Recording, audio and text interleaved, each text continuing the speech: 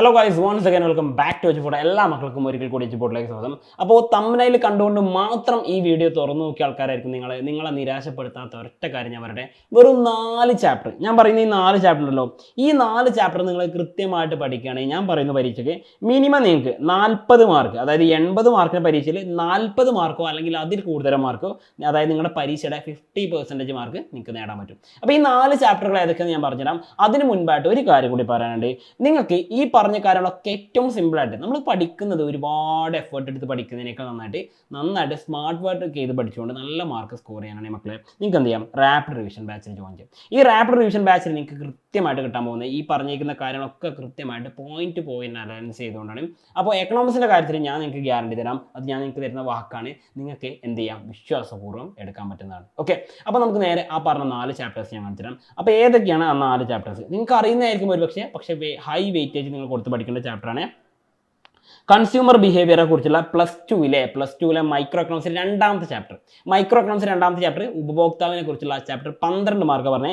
പക്ഷേ കഴിഞ്ഞ വർഷം 15 മാർക്കിന് അവിടെ നിന്ന് ചോദ്യങ്ങൾ വന്നിട്ടുണ്ട്. ഓക്കെ, ദെൻ രണ്ടാമതായിട്ട് നിങ്ങൾ പഠിക്കേണ്ടത് മൈക്രോയിലെ തന്നെ 4ാമത്തെ ചാപ്റ്ററാണ് പെർഫെക്റ്റ് കോമ്പിനേഷൻ അഥവാ പൂർണ്ണകിട മത്സര കമ്പോളം എന്ന് പറഞ്ഞ ഈ ചാപ്റ്ററിൽ നിന്നും 12 മാർക്ക് അല്ല 14 മാർക്കോളം ചോദ്യങ്ങൾ വന്നിട്ടുണ്ട്. അപ്പോൾ മൊത്തം മാർക്കായി 12 24 മാർക്ക്. അപ്പോൾ ഈ 2 ചാപ്റ്റർ പഠിച്ചാൽ തന്നെ നിങ്ങൾക്ക് എന്ത് ചെയ്യാം, കംപ്ലീറ്റ് പഠിച്ചാൽ നിങ്ങൾക്ക് പ്ലസ് 2 പാസ്സാവാം.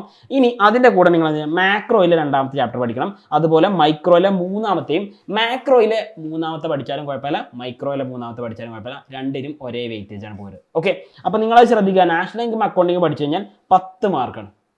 നാഷണൽ ഇൻകം അക്കൗണ്ടിങ് ആണോ പഠിക്കുന്നത്, അതിന് നിങ്ങൾക്ക് 10 മാർക്ക് കിട്ടാൻ പോകുന്നത്. കാരണം നിങ്ങളുടെ പരീക്ഷയ്ക്ക് എസ് ചോദിക്കുന്ന ചാപ്റ്ററുകളൊക്കെ തന്നെയാണ് ഈ പറഞ്ഞ ചാപ്റ്ററുകൾ 8 മാർക്കിൻ്റെ ചോദ്യങ്ങളാണ് മിനിമം ഇവിടുന്ന് ഉണ്ടാവാറുള്ളത്.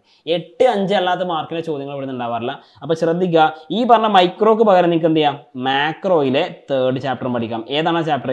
Money and banking. നമ്മൾ പഠിച്ചിട്ടുള്ള മണി ആൻഡ് ബാങ്കിങ് എന്ന് പറയുന്ന ചാപ്റ്റർ ഒന്ന് എന്ത് ചെയ്യാം, നിങ്ങൾക്ക് പഠിക്കാം. അവിടെ നിന്ന് നമുക്ക് എന്ത് ചെയ്യാം, 8 മാർക്ക് അല്ലെങ്കിൽ എസ് എ ക്വസ്റ്റ്യൻ ചോദിക്കാം. വെയിറ്റേജിൽ പറഞ്ഞിരിക്കുന്ന 6 മാർക്കാണ്, പക്ഷേ 6 മാർക്കല്ല, അവിടുന്ന് മിനിമം 8 മാർക്കിന് ചോദ്യങ്ങൾ വരാറുണ്ട്. ഓക്കെ, അപ്പോൾ ഇതാണ് 4 ചാപ്റ്ററുകൾ. ഒന്നുകൂടി ഞാൻ റിപ്പീറ്റ് ചെയ്യുന്നു. മൈക്രോയിലെ 2ാമത്തെ ചാപ്റ്റർ അഥവാ ഉപഭോക്തൃ പെരുമാറ്റ സിദ്ധാന്തം 12 മാർക്കാണ്. പക്ഷേ നിങ്ങൾക്ക് ഭാഗ്യമുണ്ടെങ്കിൽ കഴിഞ്ഞ വർഷത്തെ പോലെ തന്നെ എന്ത് ചെയ്യും, 15 മാർക്കിന് ആ ചാപ്റ്ററിന് ചോദിക്കും. അതുപോലെ മൈക്രോയിലെ 4ാമത്തെ ചാപ്റ്ററാണ്.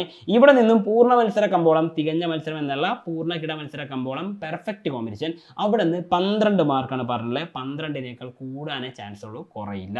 ഇനി അടുത്തത് മാക്രോയിൽ 2ാമത്തെ ചാപ്റ്റർ. നിങ്ങൾക്ക് ബുദ്ധിമുട്ടായിട്ട് തോന്നിയ ചാപ്റ്റർ ആയിരിക്കും. പക്ഷേ നാഷണൽ ഇൻകം അക്കൗണ്ടിങ് എന്ന് പറയുന്ന ചാപ്റ്ററിന് 10 മാർക്കാണ് മിനിമം പറയുന്നത്. 10 അല്ല മക്കളെ, 10ൽ കൂടുതൽ മാർക്ക് ചോദിക്കാറുണ്ട്. നിർബന്ധമായിട്ട് നിങ്ങൾ ഈ പറഞ്ഞ 3 ചാപ്റ്റർ നിർബന്ധമായിട്ട് നോക്കി വെച്ചോ. കാരണം നല്ലൊരു മാർക്കാണ് നിങ്ങൾക്ക് പരീക്ഷയ്ക്ക് സ്കോർ ചെയ്യാൻ പോകുന്നത്. ഇപ്പം തന്നെ നിങ്ങൾക്ക് ഒരു 34 മാർക്ക് അവിടെ സ്കോറാണ്, അല്ല 34 മാർക്കാണ്.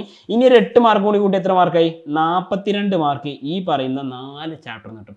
ആകെ പഠിക്കാനുള്ള 11 ചാപ്റ്ററിൽ വെറും 4 ചാപ്റ്റർ പഠിച്ചിട്ടാണ് നിങ്ങൾക്ക് ഈ പറഞ്ഞ ചാപ്റ്റേഴ്സിൻ്റെ മാർക്ക് കിട്ടുന്നത്. അപ്പോൾ മൈക്രോയിലെ 3ാമത്തെ പാഠം പഠിച്ചാൽ ഉൽപ്പാദനം ചെലവ് എന്ന് പറഞ്ഞ ചാപ്റ്റർ കംപ്ലീറ്റ് പഠിച്ചാൽ 8 മാർക്ക് പറഞ്ഞത്. പക്ഷേ 8 മാർക്കല്ല, കഴിഞ്ഞ വർഷം 11 മാർക്കിന് വരെ എന്ത് ചെയ്യുന്നുണ്ട്, ചോദ്യം ചോദിച്ചിട്ടുണ്ട്.